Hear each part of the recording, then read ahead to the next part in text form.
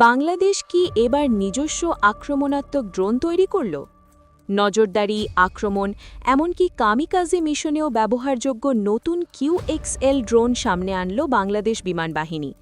এই ড্রোন কি তুরস্কের কার্গুয়ের মতো? কতটা বিপজ্জনক হতে পারে এই নতুন প্রযুক্তি? চলুন পুরো বিশ্লেষণ দেখি। QXL ড্রোন কি? বাংলাদেশ বিমান বাহিনীর নিজস্ব প্রযুক্তিতে তৈরি QXL ড্রোন মূলত একটি মাল্টি-রোটার ট্যাকটিক্যাল ড্রোন, সার্ভিলেন্স ড্রোন এবং attack capable platform.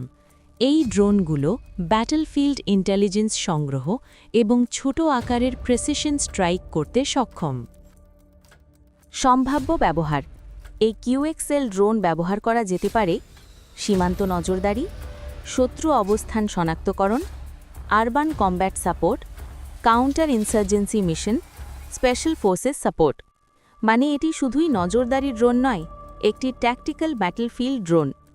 Attack capability: মডিফিকেশনের মাধ্যমে এই ড্রোনে বসানো সম্ভব ছোট mortar shell, grenade type munition, loitering munition payload, যার ফলে ড্রোনটি হয়ে যেতে পারে লয়টারিং অ্যাটাক ড্রোন বা কামিকাজি ড্রোন। এটা ব্যাটলফিল্ডে বড় পরিবর্তন আনতে পারে। কার্গো টাইপ ক্ষমতা: তুরস্কের কার্গো ড্রোনের মতো টার্গেট ডিটেক্ট করা, হাবার করা, স্ট্রাইক করা।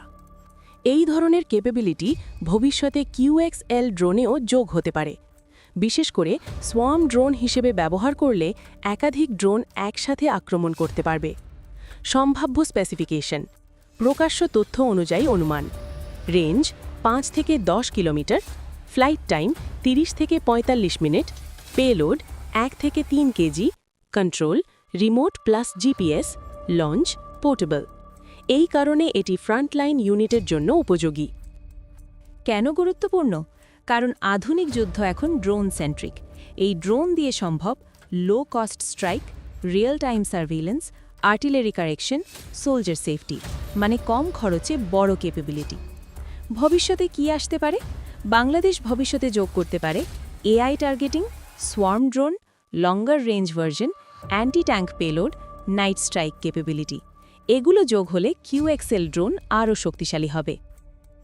বাংলাদেশের নিজস্ব QXL ড্রোন নজরদারি থেকে আক্রমণ দুই ক্ষেত্রেই বড় সম্ভাবনা তৈরি করেছে। ছোট হলেও ব্যাটলফিল্ডে এর প্রভাব বড় হতে পারে। বাংলাদেশ কি ড্রোন ওয়ারফেয়ার যুগে প্রবেশ করছে? আপনার মতামত কমেন্টে লিখুন।